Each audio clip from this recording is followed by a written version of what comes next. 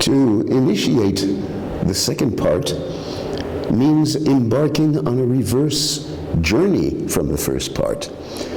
Earlier, we had seen how elements, visual details that we can locate in Chinese art or in Near Eastern Islamic art reappear in Western European Renaissance art, but absorbed into the symbolic value system of the European Renaissance itself. And Shakespeare says, "Nothing of him that doth fade, but doth suffer a sea change into something rich and strange." When we follow the Venetian painter Gentile Bellini to Istanbul on his momentous embassy with the Venetian envoys in 1479, we will watch a mirror process by which elements introduced by Gentile Bellini and other Italian painters at the Turkish court are going to find themselves absorbed into Eastern Islamic aesthetics, sometimes at great aesthetic effect, and yet the Eastern Muslims will do everything they can to absorb these Western elements into their own symbolic system and invest them with their own allegorical meaning. So this is a great round-trip journey between Gentile Bellini's Venice and Giorgione's Venice and the east of Naqqash Sinan Bey in Istanbul, and further east still, the kingdom of Herat and Master Bihzad.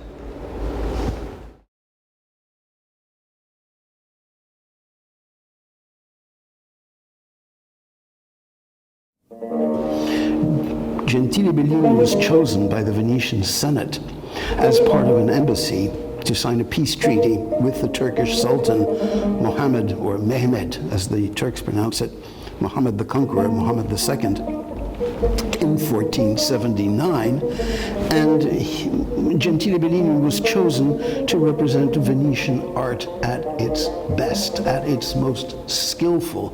Indeed, Gentile Bellini painted a portrait of the Sultan himself, who was astonished by the skill, and according to the Renaissance Italian biographer Vasari, the Sultan apparently said, "C'è qualche spirito divino dietro."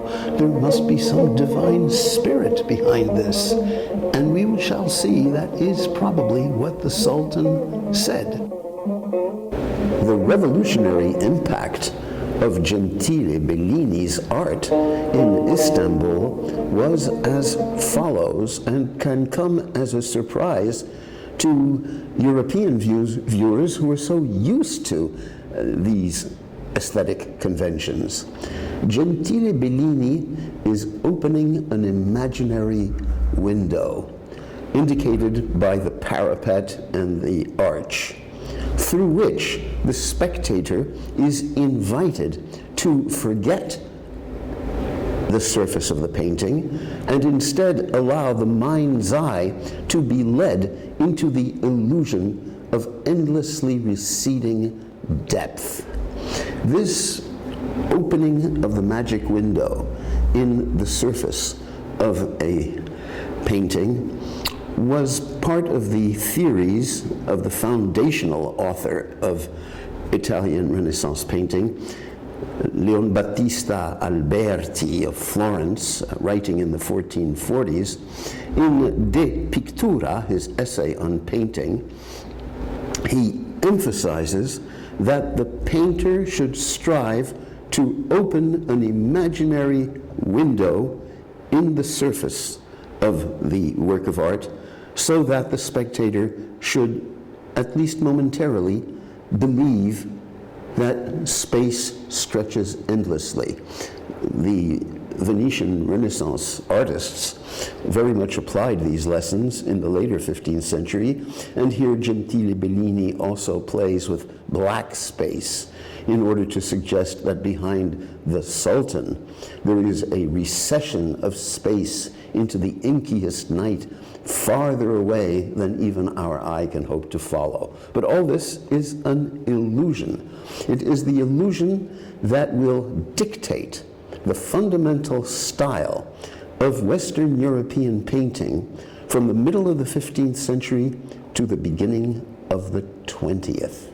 And only at the beginning of the 20th, with the advent of photography, will painters turn away from the illusion and begin shutting the window, returning, in fact, to the way the Muslims and so many other traditional people painted, treating a surface simply as a surface to delight the eye with assembled colors and lines. In any case, Gentile Bellini returned to Venice in 1480, but he left behind this particular sketch on our left of a young Turkish painter at the court. There were other Italian painters in Istanbul. This is another portrait of Sultan Mehmed, or Muhammad, in the last year of his life, between 1480 and 1481, done by Costanzo da Ferrara, also called Costanzo da Moisis, very much in favor at the Turkish court, and a very strong indication of the many ties that developed between the art of the Venetian Renaissance and the art of the Ottoman court in the late 15th century.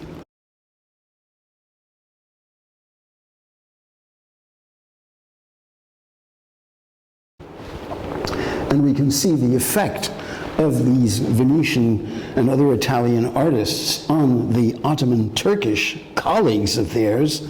Muhammad Sinan Naqash Sinan Bey, meaning Master Sinan the artist, registers the shading that's introduced in order to suggest volume by the Italian Renaissance painters. But of course he invests his portrait of Sultan Muhammad II not only with the psychological acumen, with the keenness, which is such a Venetian mark, but with the symbolism of Islamic mysticism also. So among these symbols we can recognize the rose which the Sultan smells because he is sensitive to the beauty and to the grace of God. And yet the Sultan also has a ring around his thumb, which is an archer's ring, signifying that he is a warrior, and so also reflects the wrath of God the Avenger, the power of the Sultan, both mercy and wrath. Also, the Sultan wears the ring of King Solomon. He is the successor to Solomon, meaning he is ruling intellect. And finally here, the Sultan grips a white kerchief. Now you might say, this is only an accident. The Sultan maybe had a cold or wanted to blow his nose. There's much more to this handkerchief than at first appears.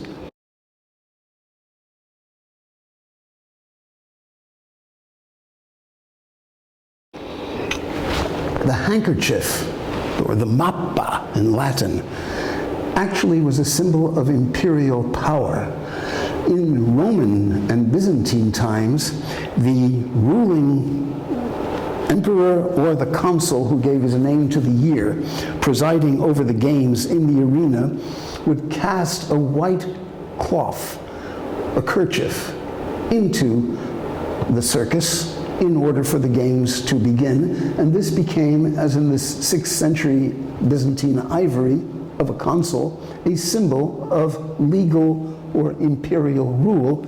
And as late as the 8th century, from this church in Thessalonica in Greece, we see the saint Demetrius, who protects the bishop, who has his gospel, and the imperial governor, who carries his wand of office and his kerchief.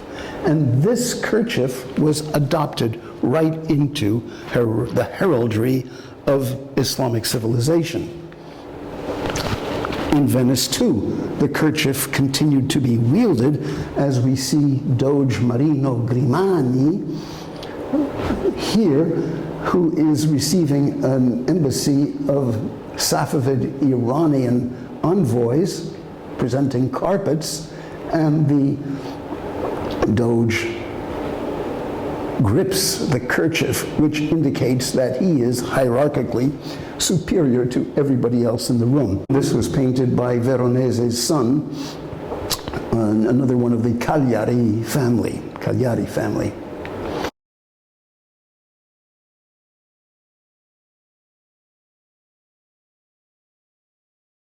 When we discover this painting from much farther east, painted in Herat in 1484 as a portrait of the reigning sultan, we are immediately struck by the characteristics of the generic Herati style before the impact of Venetian art through Istanbul.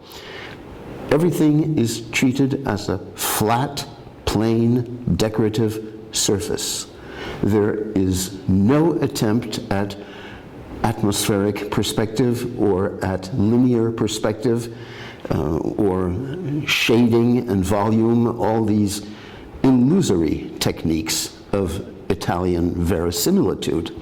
No, we have here simply a perfect assemblage of brilliant colors and geometric forms, and the human figures almost appear suspended in midair over these wonderful colors, and this is a lesson which will be absorbed by Matisse, who actually saw this particular picture in Paris in 1903. And just like what this picture does, Matisse will close the illusory window. The windows in Matisse's paintings, like the window that we discover in this painting, is simply a flat surface, not even pretending to open onto receding depth. Art has returned to the surface. Now we must address the visual symbols of this painting. Here we discover the Sultan of Herat in 1484.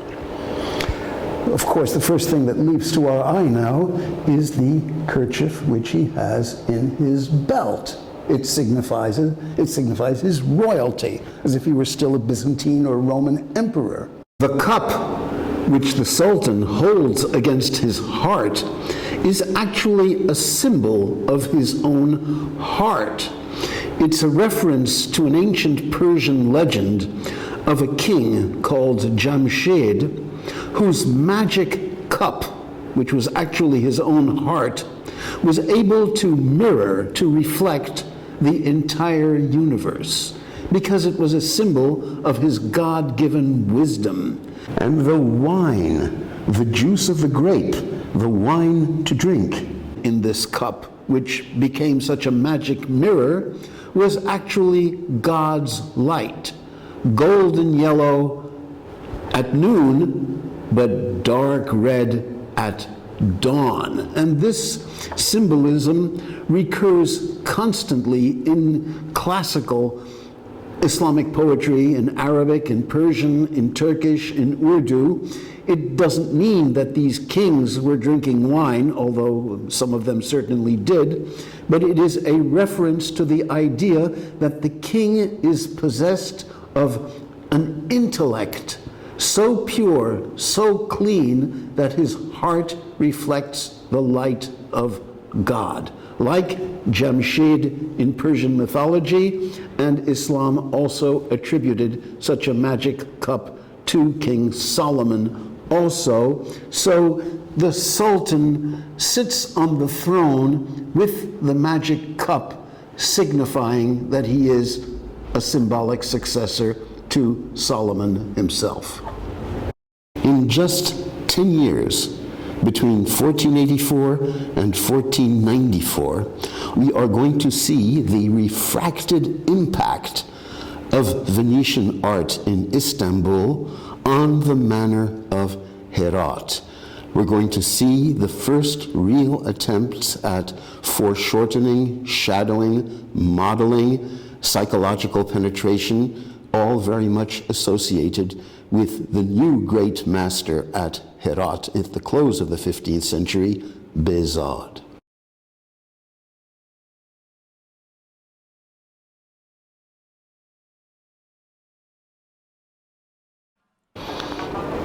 Here are further portraits now by Master Bihzad, where we already register the Venetian impact. This is the same Sultan as here, but 10 years later in 1494, and Bihzad represents him already with this psychological depth, with these hints of shading and volume, and of course the telltale kerchief.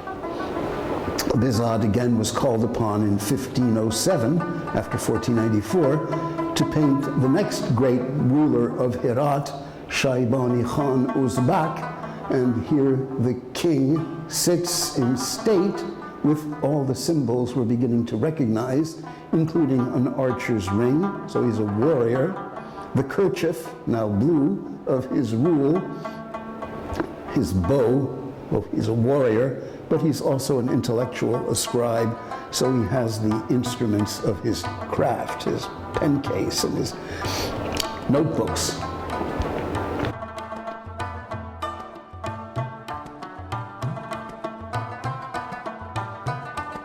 In our next picture by Bihzad's disciple, the great Sultan Muhammad, we have a wonderful evocation of the next great king who annexed Herat to the Kingdom of Iran in 1510, Shah Ismail, here shown as the mythical hunter king Bahram-e-Gur from Persian legend. Now, we're going to concentrate on Bihzad's great patron, Sultan Hussein, because Sultan Hussein is going to find himself integrated into a series of mythological pictures by Master Bihzad in 1494, which in this case is truly a cosmology, a representation of the entire conceptual universe of late 15th century Herati civilization. If I can show you here, we have a poem which ostensibly describes the visit by Alexander the Great to an old hermit in the mountains, hoping that his magical power will allow him to call down the wrath of God upon a castle in the mountains ruled by evil human beings, barring all travelers from further passage. And because the king has humbled himself before the holy man, God listens to the prayer of the holy man and sends down a lightning bolt which opens a breach in the castle walls, and the robber barons submit, and Alexander the Great builds the castle to greater glory. Now we have many overlapping elements here. To begin with, Alexander the Great, who founded Herat, Alexandria Aria, in 330 BC, or renamed it, was considered by the medieval Muslim kings of Herat as their predecessor, as their founder, and Sultan Hussein was very proud to be a successor to Alexander the Great, and therefore commissioned this wonderful illustration to a 13th century Persian language romance of Alexander the Great by the great poet Nizami. And in fact, this is Sultan Hussein himself who is represented as Alexander, because the painting also represents a ceremony which was held every Thursday evening, Friday Eve, where the Sultan would leave his own castle, ride up into the mountains, get off his horse, kneel in front of the cave where lived a particular dervish, and the cave still exists. It's called the Ghar Darweshon, the cave of dervishes, and the king humbly would listen to the dervish, the poorest man in the kingdom, speaking to the richest man in the kingdom, telling the king everything that the king had done wrong during the week, and inviting the king to repent. And if the king repents and shows proper humility, then he will be judged worthy to rule over the world of human beings. So he will become not only a great Alexander, but a new Solomon, and this is why you have these demon heads symbolizing the power of Solomon over the evil forces locked in stone. So Alexander kneels, but this is also Sultan Hussein, and we find further symbols. The tree of life, depicted as autumnal, so it has many colors, symbolizing all the leaves of the universe and all its fruits and all its twigs, bowing reverently, according to Islamic mysticism, over the appearance of the Holy One of the age, the Qutb al-Zaman, the pole, the axis of the age. And the tree rises from the water of life.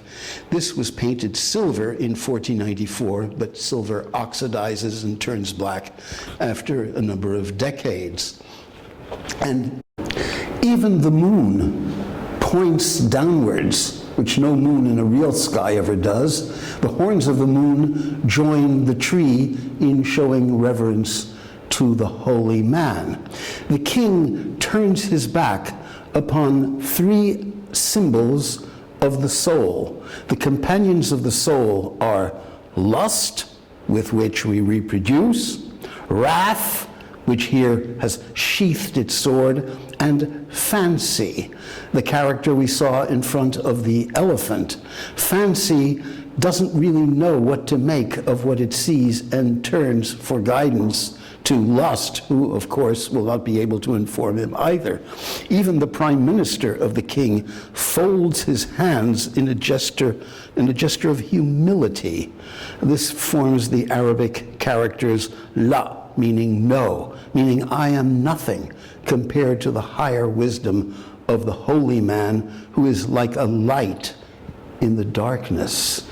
The horse symbolizes the human body, the vehicle of the soul.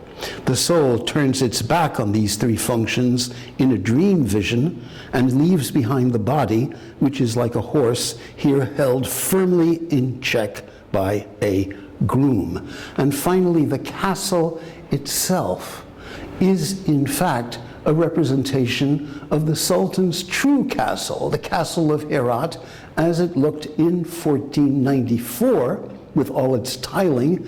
And we have here an inscription from the Quran itself, which reads, إِرَمْ ذَاتُ الْعِمَّادَ الَّتِي لَمْ يُخْلَقْ مِثْلُهَا فِي الْبِلَادِ, which translated means, this is the castle of Iram, Iram of the pillars. This was a castle which, according to legend, was built by an evil, vainglorious, pagan, ancient Arabian king in conviction that he could rival descriptions of paradise. So the castle was built, and the Quran continues to say, the like of which has never been built in any of the lands of the world. But on Inauguration Day, a dust storm blew up and blotted the castle from view, and when the sand cleared, the castle had disappeared, thereby reminding the king that only God is eternal. And so the Sultan welcomes this inscription on his own castle to remind himself of necessary humility. So the whole painting is an object lesson in mysticism and humility, whereby a good king must learn to humble himself before the holiest person in his kingdom and even turn his back on the vainglory of his own magnificent castle.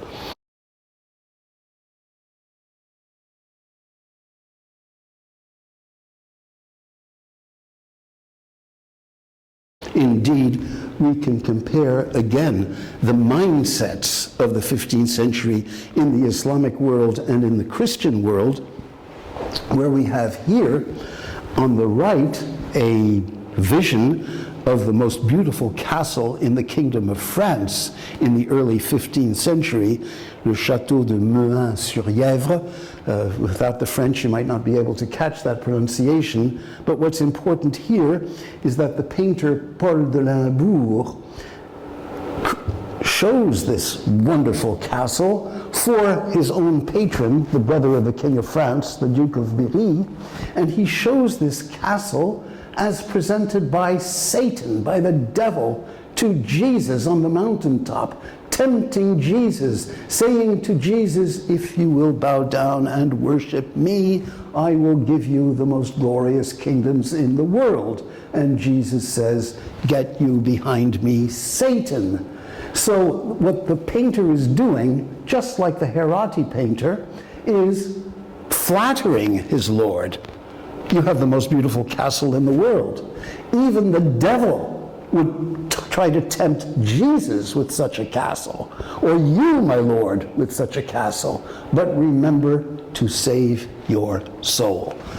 Even in terms of sheer materials, we have to mention that the wonderful blue that we see here comes from the lapis lazuli stone, which was ground into powder and rinsed with linseed oil. Lapis lazuli comes from a district in what is now northeastern Afghanistan, which means that it cost a fortune to reach Western European markets, where it was used by the finest royal painters for their blue as well in the 15th century.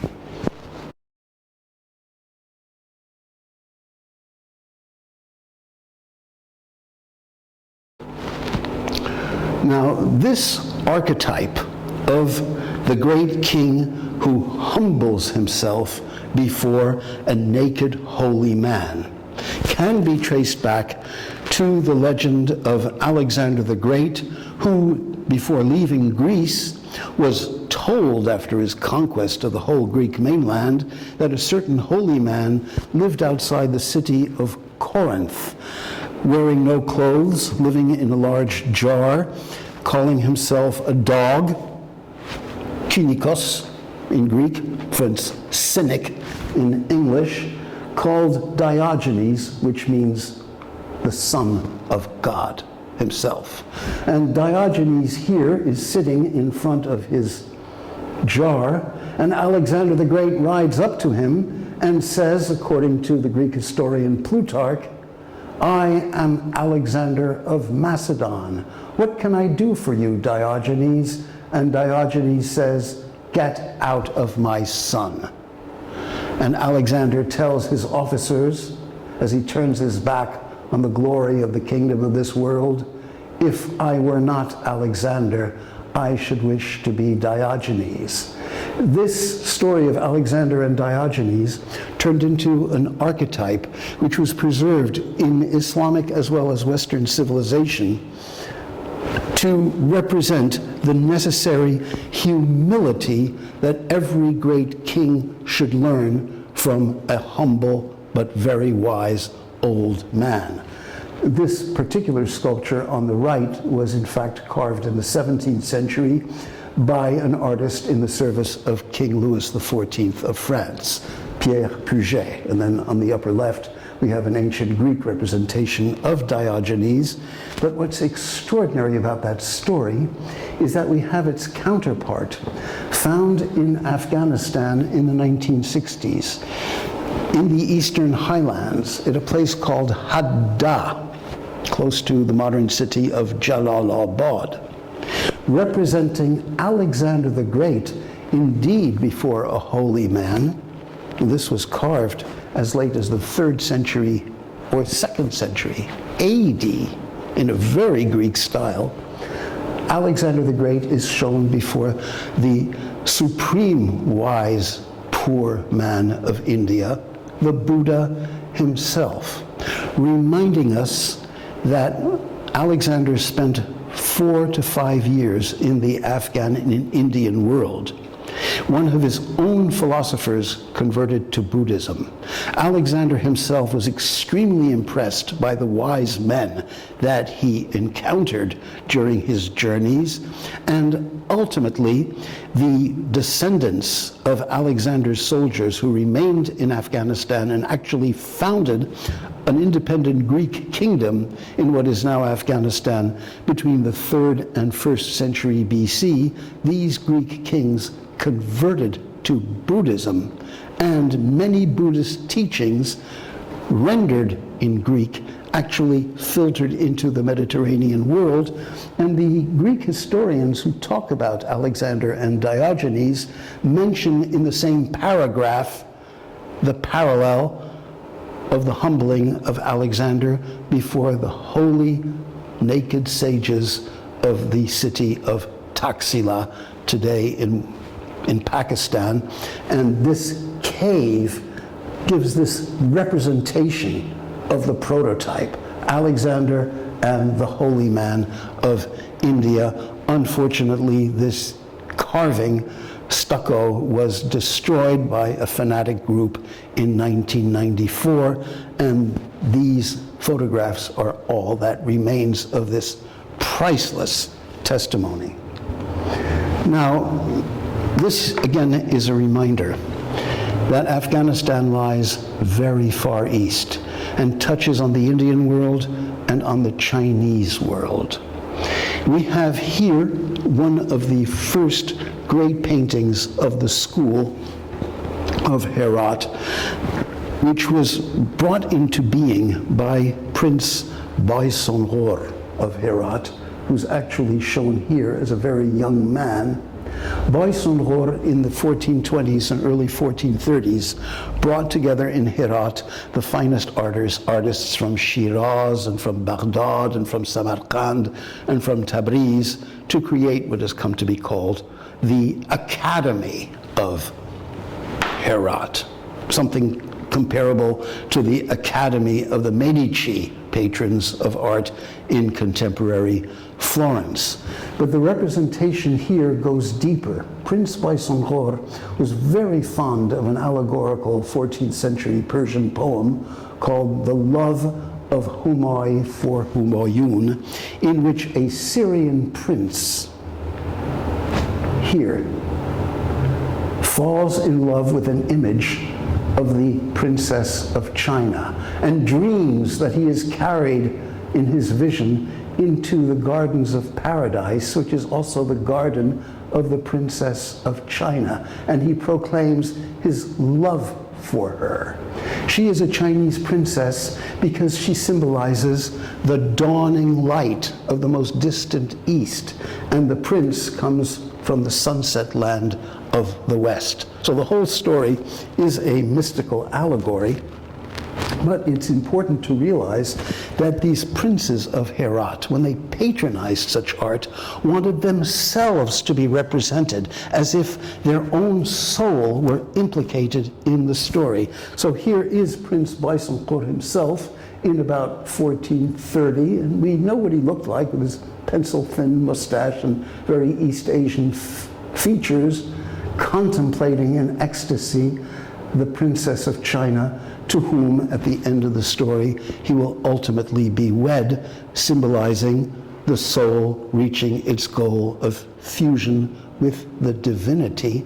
Indeed, one of the central mysteries of medieval Islamic mysticism, whatever some people want to think today. In medieval Islamic mysticism, very often the divinity appears to the yearning soul of the male mystic as a wonderful female figure, emerging from her veil as a manifestation of the divine beauty itself. So that love, in a very Neoplatonic sense, and all these medieval Muslim mystics were very often called Banu Aflatun, the sons of Plato. The soul is led by love from the earthly manifestation, ultimately to the divine manifestation. This is another one of these very mystical 16th century paintings where we can see how in Istanbul the artists took deep inspiration from the masters of distant Herat. And the Herati school found its prolongation in the later schools of Istanbul and Bukhara and Tabriz and as far as Delhi in India. And here the prince looks in astonishment at the beloved lady who is looking at herself in a mirror, the pool, signifying the divine was invisible. But then the divine became manifest, and the entire visible universe is the mirror of the divine. And as we fall in love with the mirror of the divine, our soul, even though at first we are astonished and bite our finger with our teeth, we are so awed, ultimately the soul is led to the highest manifestation of all, which is the lady.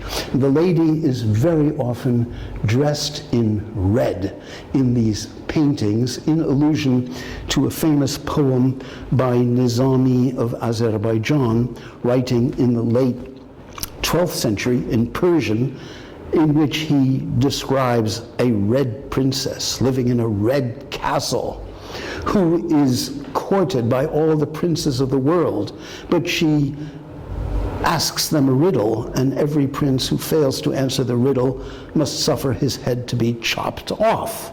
And only one prince solves the riddle and marries her. Every one of those princes had to wear red to signify that he was ready to shed his blood for her. This story by Nizami was translated into early 18th century French by the Chevalier Pétis de la Croix in Istanbul, and there it was turned ultimately into an Italian Venetian comedy of the 18th century by Gozzi, and ultimately furnished the libretto for the famous opera Turandot by Puccini, 1924. Turandot is actually the Persian Turandot, meaning the lady, the daughter of Central Asia, the daughter of the land of Turan. So here we have the mystical prototype that is evoked in such a picture here in Ottoman Istanbul.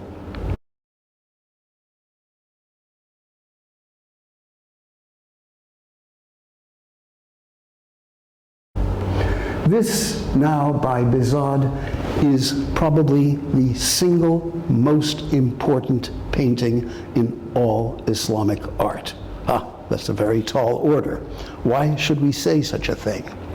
Of course, it represents the biblical and also Quranic story of Joseph, the prophet who was sold as a slave in Egypt, and the lady of his master tried to seduce young Joseph, and he tore himself away from her, and she was just left with a shred of his clothing torn from his back as he fled, but he was nevertheless arrested and condemned. But after many, many adventures, he eventually became prime minister of Egypt.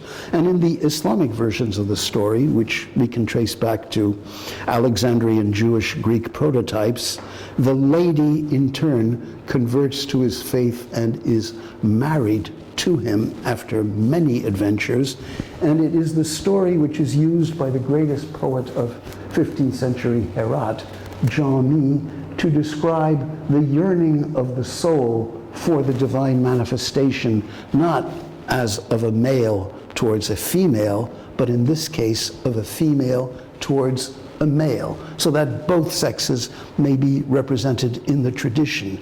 Here the artist Bihzad ostensibly illustrates a version of the story by the 13th century poet Saadi of Shiraz, in this picture created for Sultan Hussein in 1488 or 1489. We have his signature here. But in fact, Jami's verses on the same story are inserted here by the artist, and they imply that the artist who created this wonderful castle is Bihzad himself. and we're going to see the implications of that.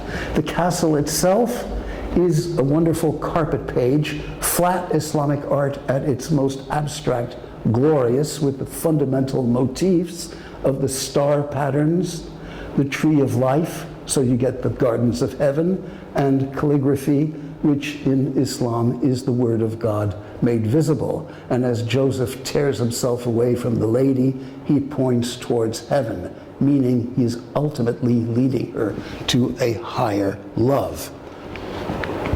Now, this is the impact of that painting on Matisse. These weightless figures, spots of color on flat patterns, and the Oriental reference is made clear by Matisse with the Turkmen carpet on the floor.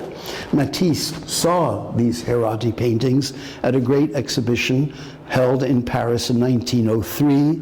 They were shown again in Munich in 1910, to which Matisse traveled on purpose to see them, and again in Paris in 1912, and finally Matisse went to Spain and Morocco to see Islamic scenes alive after having beheld them through these Herati interpretations, so that the art of Herat, which itself received influences from Venice, in turn influenced the entire development of modern Western art. Here we have another typical Herati painting, Sultan Hussein himself, once more represented, it's his portrait, but as the courtly lover to the Queen Shirin with her royal kerchief. He is lower, he is humbling himself before her. She is the manifestation of the divine, and so she sits in the niche of prayer, the mihrab, as it's called in mosques, indicating the direction of Mecca, the direction of prayer, and it emphasizes there is no God but God. Muhammad is the prophet of God. And so she is the divine manifestation, and then you get this particular trick of Herati painting. You're looking through a window at a tree in a garden, but the plane is the same as the rest of the painting, so this could just be a picture on the wall. And Matisse was so fascinated by this treatment that he reproduces it very much in his own way in his famous serving table in red from 1907.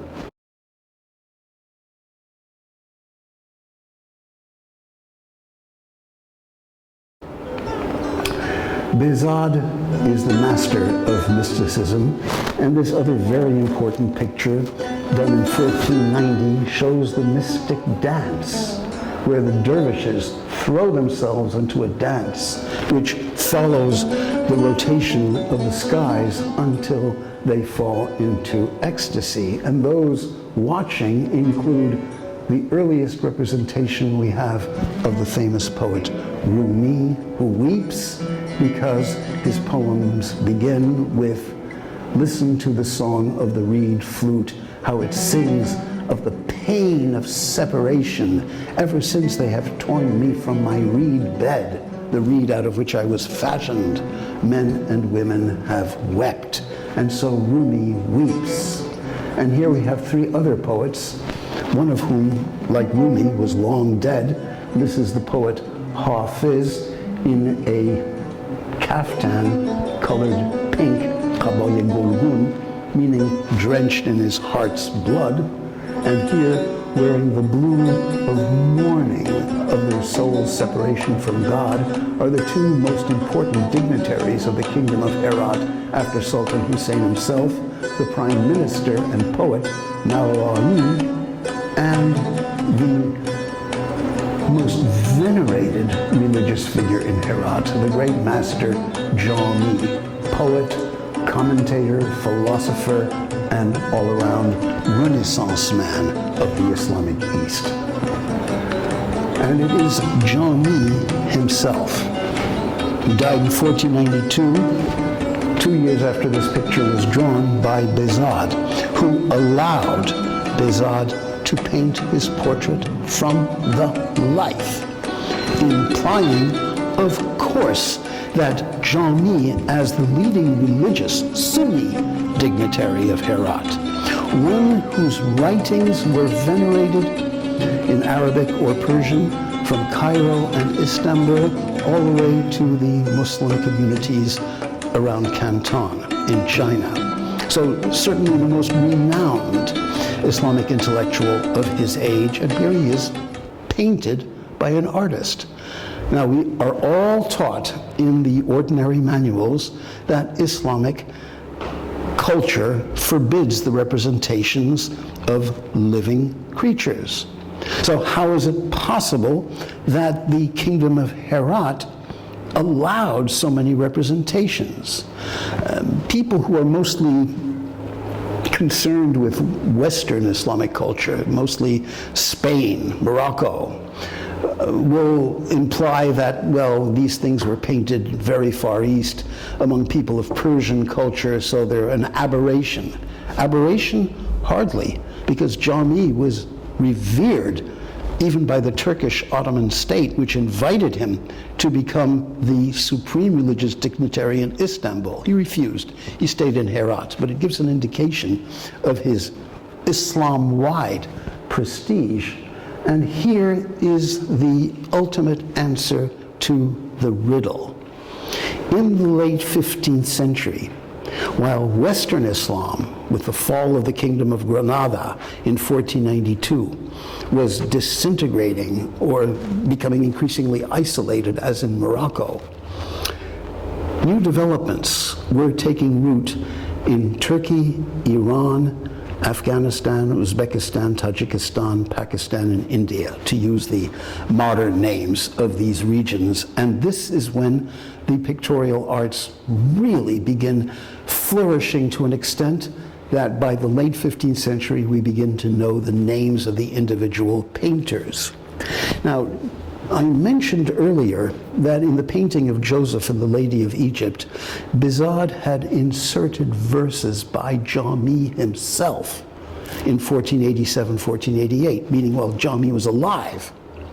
And what these verses imply is that Bihzad can be compared to the one character who in the Quran itself is blessed by God with permission to create living creatures in art and blow the breath of life into them, directing the beholder towards the Creator and not away from the Creator. Hence the distinction with idolatrous art. This is a miracle associated with Jesus in certain Gospels which were not ultimately included in the canon of Western Christianity, notably the Gospel according to Thomas. We have a Greek text from about the 3rd or 4th century of the Common Era, which tells us, and this is one of the few representations we have in Western Christian art, it's Swiss and dates from the 12th century, that the child Jesus molded birds out of clay, blew into these birds, and gave them life, becoming a symbol for the word of Jesus giving life to the dull clay of our souls, which take wing when we listen to his words.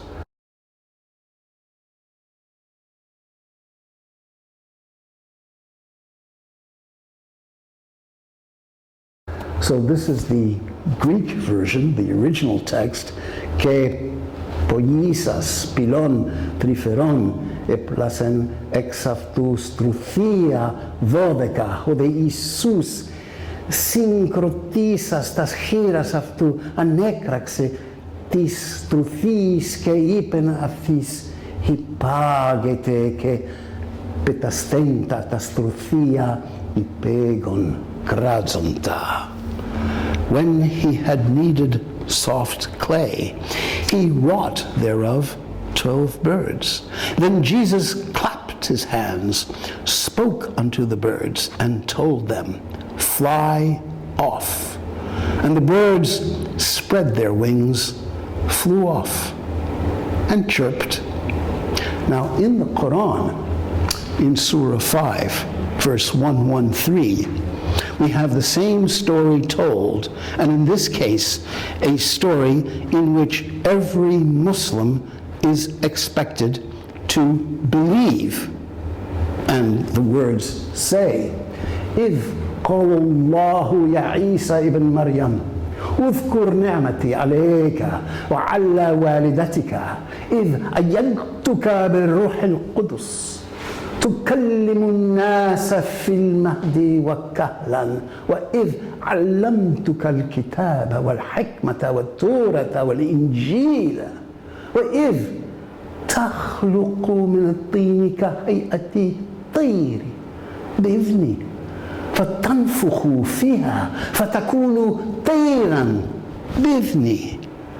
Then will God say, O Jesus, son of Mary, recount my favor to thee and thy mother. Behold, I strengthened thee with the Holy Spirit, so that thou didst speak to the people in childhood and maturity.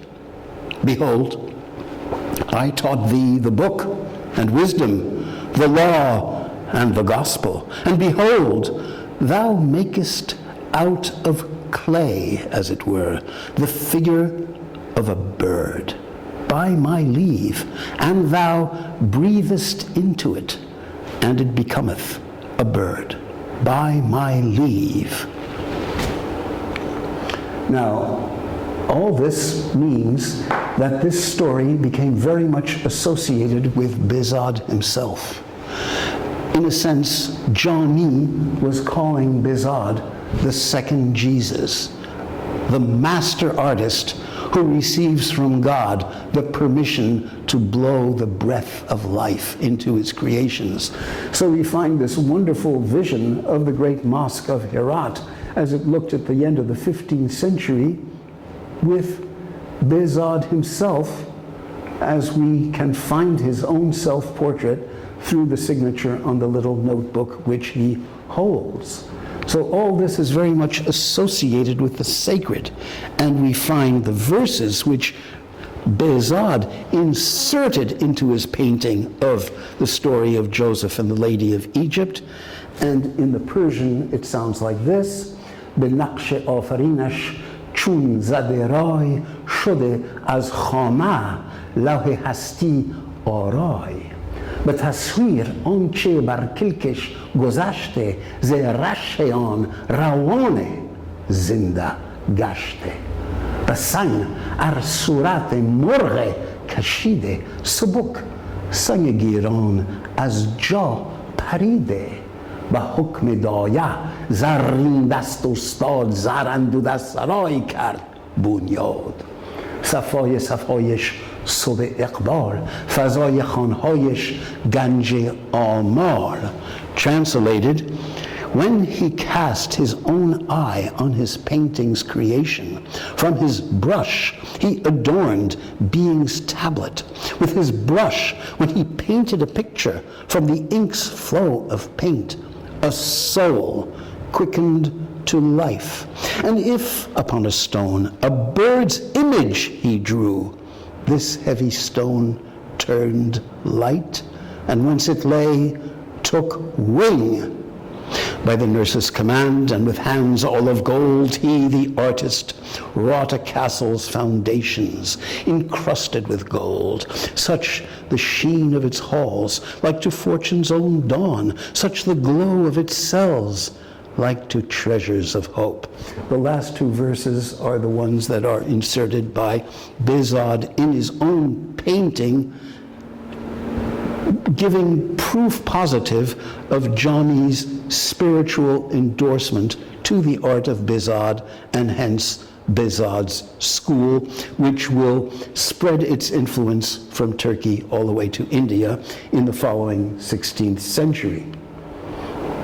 So Johnny was very much perceived as a master of spiritual initiation, and in this detail by the work of Bihzad, we see the master here with his blue prayer shawl teaching us as he sits by the niche of prayer, yusalli fil mihrab, praying towards the mihrab, meaning the direction of Mecca and beyond the doorway to God himself. This figure of a wise old man with a venerable white beard is a pictorial conceit typical of the art of 15th century Herat, it is a visual rendition of an idea advanced by the 11th century Central Asian philosopher Ibn Sina, which was transcribed in Latin form as Avicenna or Avicenna, as Italians would have pronounced it, and as Dante read him in Latin form. Ibn Sina explaining the Aristotelian concept of a divine active intellect emanating from God and illuminating our minds.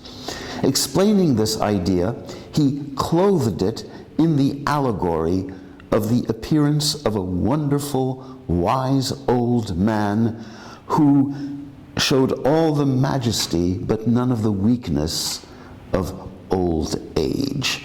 So what we see here is this Avicennan image of the divine active intellect appearing to our souls as a wise old man in order to guide us into the mysteries of the divine. So this is not a frivolous, luxury-oriented art only. This is very much a sacred, deeply allegorical art, just as much as the contemporary art of the Christian world. And it's high time we begin to decipher these high Islamic paintings in such a godly light. Here we have the kinds of verses that were circulating throughout the Eastern Islamic world, from Turkey to India in the 16th century, and which refer to Bihzad specifically, and they read, Bud surat morreu dil pazir, chu morre masiho shoda ruh gir. Meaning, the very bird he painted, an icon, dear to hearts, like to the very bird of Christ, took soul.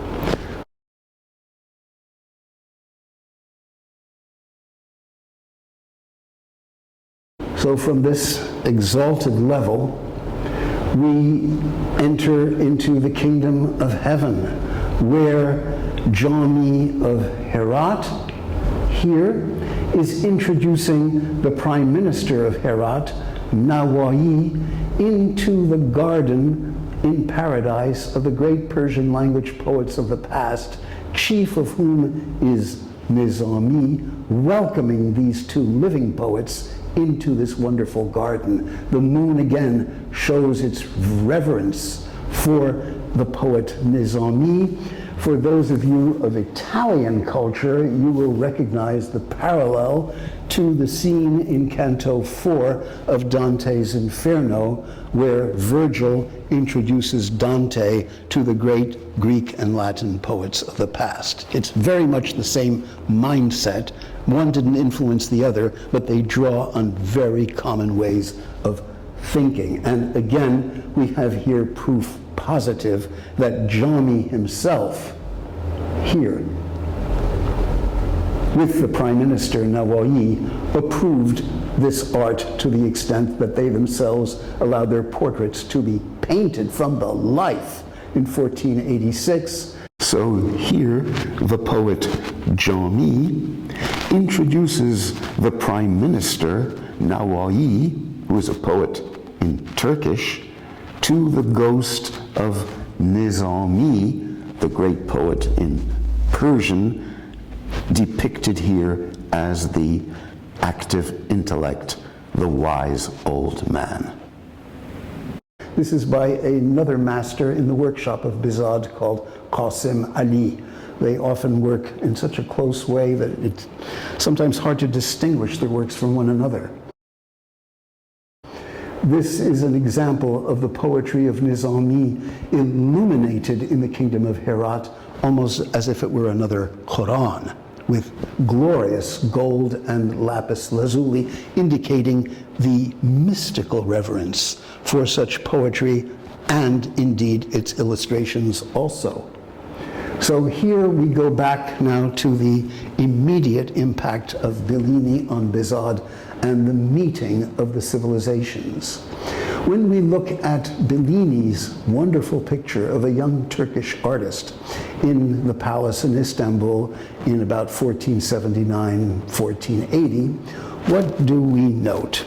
First of all, there is an inscription here which we know was by a Herati scribe of the early 16th century called Dost Muhammad the Scribe, a great chronicler of the arts, and who writes, Ammali ibn Muazzin ke az ustadane mashhur farang ast. This is the work of the son of he who calls to prayer, who is one of the masters famous among the Western Europeans, the Franks. So apparently this image traveled at least as far as Tabriz in Iran, but probably as far as Herat, since Dost Muhammad wrote this. And this was taken to be such a wonderful representation of how a late 15th century artist of the Islamic world actually worked, that it became an archetype in turn. So we see that this young man, very young, you have to have very good eyesight, is working on what seems to be a blank slate with his stylus, and he has a ring in his ear. A ring in the ear at the Turkish court and also in the court of Herat signified a slave. He is a slave boy in the service of the Sultan who has been chosen to become an artist instead of a soldier, for example, because his talent has been recognized. Now this work traveled very far east, and in the rendition which is usually attributed to Bihzad himself, dating from around 1490 or some 11 years later in Herat, what we see is this same young man with the flattened, very colorful treatment we associate with the art of Herat. We see symbolically a very important addition.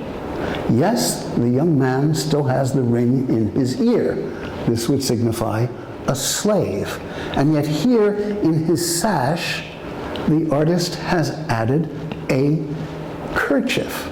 The kerchief, which is the sign of royalty. This signifies that he is a slave of God, but a king of his art. This is why, whether or not this was actually by Bihzad, this painting was accepted in subsequent 16th century Islamic civilization as a self-portrait of Bihzad, as the archetypical representation of Bihzad by Bihzad, as the archetypical Islamic artist. And it says here in Persianized Arabic, Sawarahul Abd Bihzad, meaning it is the servant of God, servant Abd Bihzad, who painted this. This is probably not a real signature. Most probably, this 16th century handwriting was added when the painting made its way back west to Tabriz, the collection of the Safavid kings of Iran, before ultimately finding its way to Istanbul, and from Istanbul it was bought and taken into a Western collection. But be that as it may, this picture is so charged with symbolism that where the original by Bellini just had a blank, as you note here, here we find the addition of an actual picture being painted. And this picture is of a prince wearing red. There's the Gentile Bellini original, just a blank slate, and the Muslim artist adds the prince dressed in red, and the royal kerchief hangs from his sash.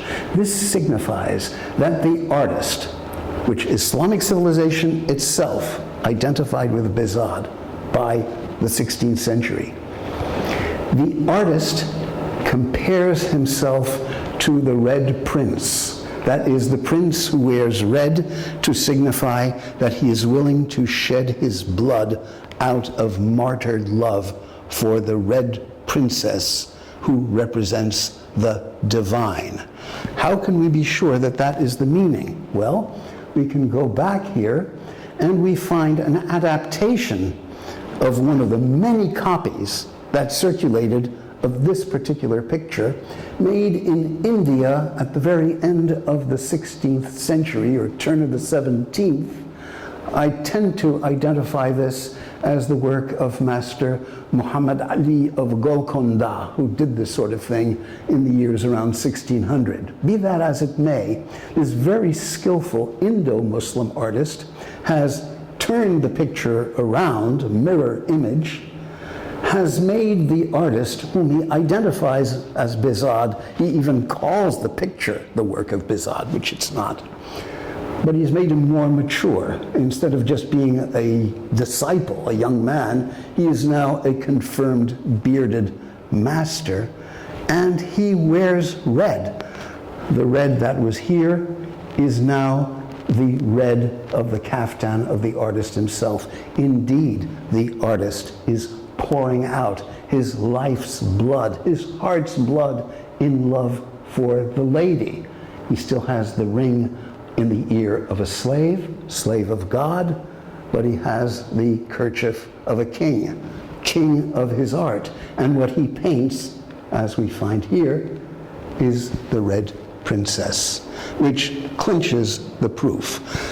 One cannot overemphasize the fame of the story of the Lady of the Red Castle, the Lady in Red, by Nizami, composed in about 1197 of the Common Era, throughout the entire Islamic world of Persian literary expression, that is from Istanbul all the way to Bengal. And so here we have the artist in red painting the red princess. And just as we saw how the Gentile Bellini drawing of a standing Turk was incorporated into ever more complex symbolism by Italian artists of the 15th and 16th centuries, so Gentile Bellini's drawing of a seated Turkish artist was adopted into the complex symbolism of Eastern Islamic art and undergoes a wondrous metamorphosis. Here is, to conclude, the Red Princess, drawn by Qasim Ali and Bihzad working together. She sits in this 1494 painting in the niche of prayer. How do we know it's the niche of prayer? Because it says so. Huwa qa'imun yusalli fil mihrab. Upright is he who prays towards the mihrab. And she sits in the mihrab, dressed in red. And her very eyebrows suggest that her face is the divine manifestation, recalling the arches of a mihrab. In this particular story, she is the lady Layli, or Layla in Arabic pronunciation, the lady with night dark hair. And it's taken from this larger picture by Bihzad and Qasim Ali, showing the young Qais in school under the tree of life, which recognizes that he is a saintly character. The tree grows from near the fount of life, here the ablution basin, and the young man dips his stylus into his inkwell to compose the first of his love poems in praise of the lady Layli, who's a young girl in the school, and as it says in the Persian, Burqa ze jamal khish bardasht. The wind lifted the burqa, the veil, from her beautiful countenance, and the young man recognizes that she is the mirror of the divine. She is the lady in red. As the poet Nizami himself, as the schoolmaster, teaches us, we who are his pupils and read his poetry, here explained to us by the artists Bihzad and Qasim Ali. Again, one picture after another clinches the proof. Nearly 1 century after Qasim Ali and Bihzad painted Layla sitting in the niche of prayer, we have Master Muhammadi of Herat working around 1565. representing the lady as the Queen of Heaven. She sits in the niche of prayer. She wears the crown of royalty. You recognize the kerchief of royalty. And she is looking at Narcissi, Nargis in Persian or in Arabic, Abhar ul-Ashiqin, the Narcissus of the lovers. And these flowers are symbols of human eyes, and it means that the lady looks upon her own beauty through the eyes of human beings, through the eyes of her lovers, just as God looks upon God through the eyes of his worshippers. This is the height of Islamic symbolism in Eastern Islamic art. So as a result of this revolution, we can conclude with this wonderful calligraphy of Nizami's poetry done in India by a master Herati artist who had settled in India, Master Abdur Rahim Ambarim Kalam, Master Abdur Rahim of the Amber Pen. Writing, his own writing appears here, and he is represented while he is writing in this painting dated from Lahore in today's Pakistan from about 1610 by the master Indo-Muslim artist Daulat, who's painting the scribe writing here. And this painting shows that by the turn of the 16th and 17th century, in the wake of Bihzad, the figurative artist and the scribe are now regarded as equals, the masters of the two pens. The pen of the artist, qalam mui, the hair pen, and the qalam nai, the pen made out of a reed. And they are regarded as equivalent, so that the poem can conclude with a sunburst like this, signifying everything is finally resolved into the sunburst of the divine.